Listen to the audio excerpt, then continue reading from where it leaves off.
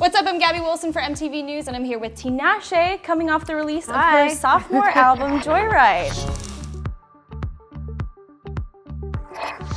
How does it feel? Crazy, weird, like surreal. Yeah. Hard to process still at this point, I think. Yeah, definitely. Like, I go through like waves of emotion. I go through like a numbness to it. I go through like excitement. What's been the kind of roller coaster so far? Like as soon as the album dropped at midnight, how were you feeling? At midnight, I was having fun, you know. I had like all my friends around me, my family, so it was like a great atmosphere to bring in the release. Well, the last time that we talked, I remember you said that on release day, you were gonna be checking your phone all day, checking all the reactions. I was this morning. You were this morning? Yeah. But they were really positive, so yeah, I have to be really thankful that my fans are loving what they hear How so does far. it feel to have worked on this for so long and then to finally have it out and have people reacting to it? Yeah. Like, what does that feel like for you? I mean, yeah, it's crazy. Like we were listening to it in the car on the way over here, and I was like, this is strange to me that like people can hear this also, because I've been listening to this music for so long, you know, and just to share it with other people, it's a relief. It's exciting. It feels amazing to hear the feedback from people. It's really fun to see which songs they gravitate towards, like which ones are people's favorites. What have you been noticing as like an early fan favorite? I hear a lot of good reviews about the title track Joyride, a lot about Ooh La La, a lot of people that love Stuck With Me, featuring Little Dragon. I've heard a lot about Salt too, but Yeah, I would say Salt. that those are the Salt like is top 3 definitely or 4. Salt too, Yeah. which is very, I'm like, oh, okay, I see, I see you, Salt. So let's start with Joyride. That's the track that kicks it all off. Yeah. It's what the project is named after. Yeah. It is a song that's had sort of an interesting ride, Yeah. just like the rest of the whole album. How did it get reworked for this project? Well, I wanted definitely to put a fresh perspective on the song. So we incorporated a lot more of a string element. We kind of wanted to make it, I wanted to have it feel very cinematic, as it's the opening number. The opening sets the tone for the rest of the record. I wanted it to feel big. I wanted it to feel just dynamic and powerful. So we incorporated some of those more melodic elements and, you know, wrote some alternate verses and kind of, reworked the song. I feel like it's really awesome. Yeah, I'm excited about it. It's kind of interesting to have like 2 versions, at least for you, 2 versions of a song that means so much to you and has been such a part. I usually have like 100 versions of all the songs, which is crazy because no one really hears them along the way, but these songs have morphed and changed and evolved over time. Some of them, you know, I've been sitting with for years, some of them months, and during that creative process, you know, you learn things about yourself, you learn what you want to keep, what you want to change, and different things stick out to you at different times. So I think it's really interesting. What happens to those other versions? Because I know that you recorded somewhat like 200 tracks. tracks. A lot of music. They go away for the most part. Some of them, I guess, elements of songs have stuck out to me in the past, and I've revisited them on later projects. But for the most part, I think it's all just a continued creative, you know, journey. It's all a part of that process. You have to keep creating, and along the way you're gonna leave behind a lot of, you know, just stuff that you had to work through along the way. You know, some of it good, some of it bad, but you have to kind of go through that process in order to, I think, achieve, well, that's at least what, my like creative. your final vision, what you settle on. Yeah. One of the tracks that stood out to me was Ooh La La. Yeah. I love a bed squeak on a beat. Is that a sample of some cut? Yeah, there's definitely, it's How did cool. that song come together? I was working with Jay White. We worked in LA.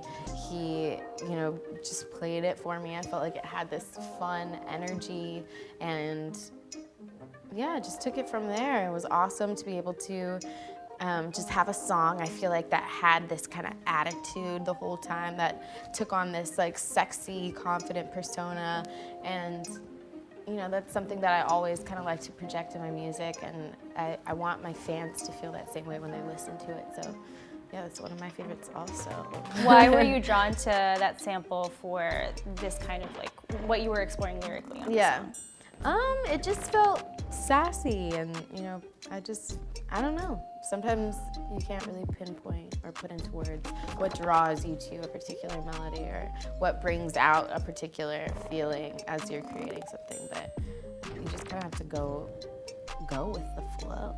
Yeah. Yeah. Lyrically, what were some of the experiences or like feelings that you were workshopping on Joyride? I think a lot of it was about growth, about finding yourself, about coming to your own. I think a lot of things that people deal with in their early 20s is a lot of self-discovery. We're all trying to figure out, where we're going next in life, how we feel about ourselves as adults and as young people, and I think we're all changing and evolving all the time. So just trying to continue to promote that positive energy and that confidence, I think, was important to me in this project, and that was kind of the perspective that I took. Yeah, it feels like there's definitely a through line of checking in with yourself too, kind of being the person that will be your own cheerleader. I think it's important. I think all of those things are such valuable feelings to have about yourself that sometimes it's important to listen to music that also promotes that as well, that when you listen to it you feel confident, you feel like that you are one with yourself, that you're on the right track. All those things are feelings that I felt during the writing process of the album, for sure. And I think that was an important turning point when I started to truly feel those things as the album was really coming together, and why it sounds the way it sounds now. Salt is a song that I've seen be an early fan favorite, and I think that part of that is because it is so strong lyrically. There's a line that I kept seeing come up, hope you're happy loving someone else even though you barely love yourself, which is it just rings too true to not come from real life. Yeah, Do you know what I mean? Absolutely. I mean, I think everyone in their quest for finding a relationship or whatever meets other people that still have things that they need to work on, and sometimes you can't fix other people, and that's something that you really learn as you get older, is that you're really responsible for yourself, and the same goes for those that are around you. And I think that when you go through kind of relationships, it's interesting when you see someone like that who maybe has their own perspective of what they need in a relationship, when really the trouble is much deeper than that. And that's a reflective thing that people have to kind of, I think it comes with just maturity. Experiencing life. Yeah.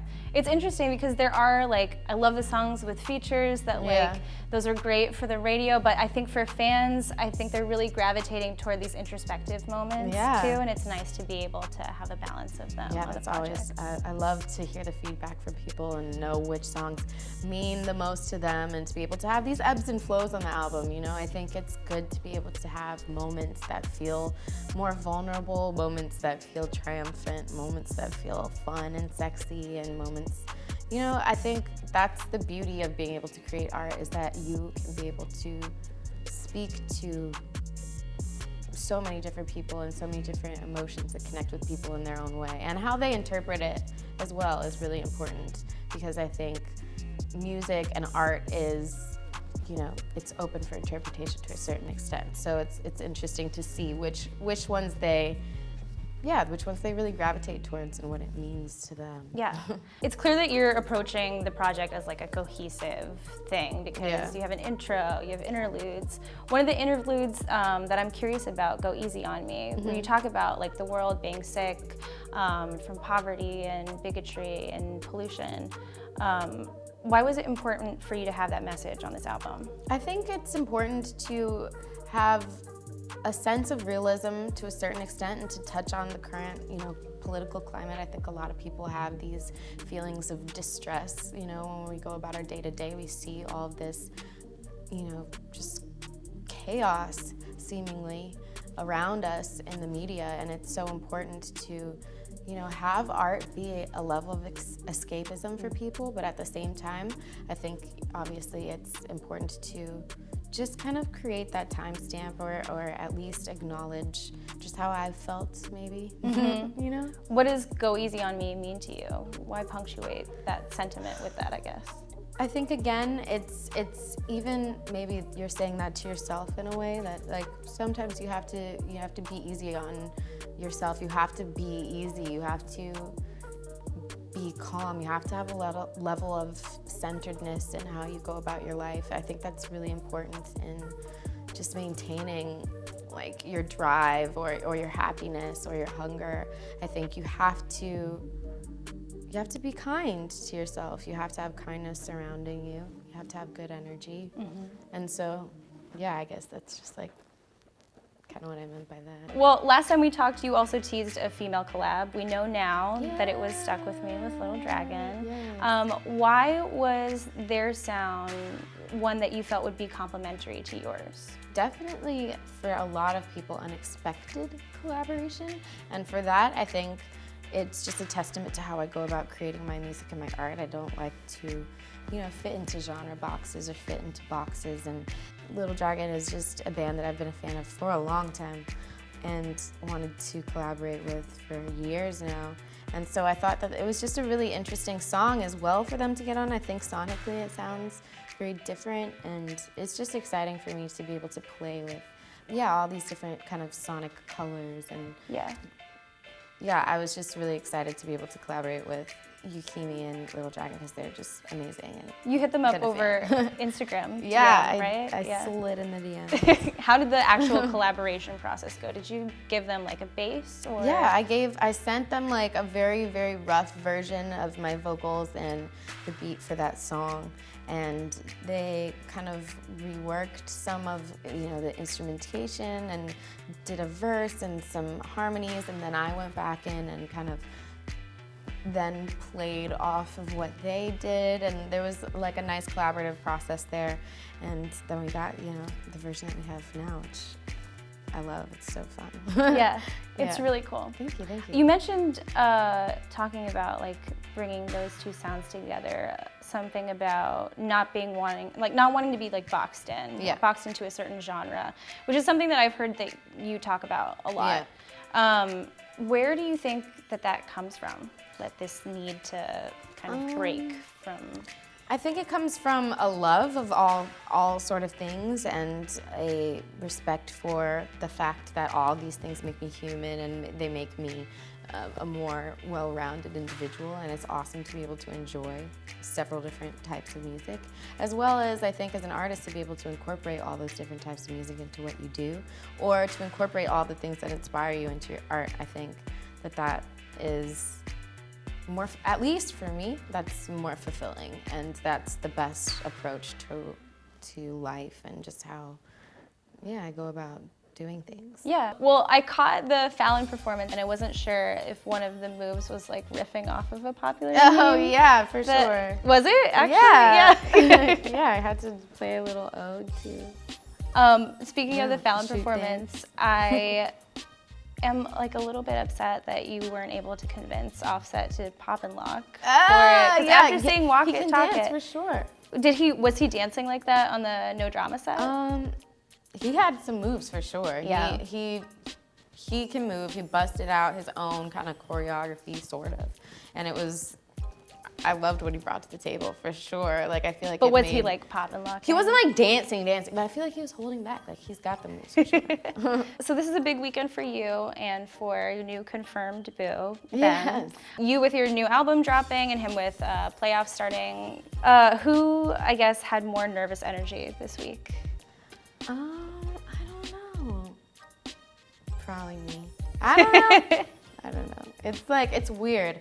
I think there's like a sense of calm, but then like nerves at the same time. Like, nerves aren't really something that I really play into or like he really ever plays into. Like, he's always very confident with how he goes about playing, and I think I feel the same way when I go about like my art and stuff. So it's interesting when something like this does happen because it is such a big deal. Like, I wouldn't say it's nervousness, but it's just like I said, it's interesting how I process my emotions. I haven't really processed them yet. Yeah, well, it's interesting too because you're both like hinging on this like pretty big moment. Yeah, it's a lot that you're going able to on. like relate to each other in that way. But it's And there's good. also like, It's fun stuff. yeah, it's fun stuff. There's also like, maybe I'm projecting, but there's kind of this interesting parallel between both of your stories where like you both were very highly touted coming right out of the gate, and then sort of like he had an injury his first year, and then you had like the whole Joyride of it all, and then now are really bouncing back in a really big way. Is that something that you guys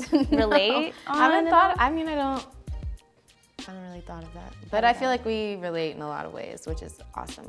Well, congratulations. You should feel very, very proud for Thanks. this amazing album. And just I am. finally be able It to feels open this chapter. like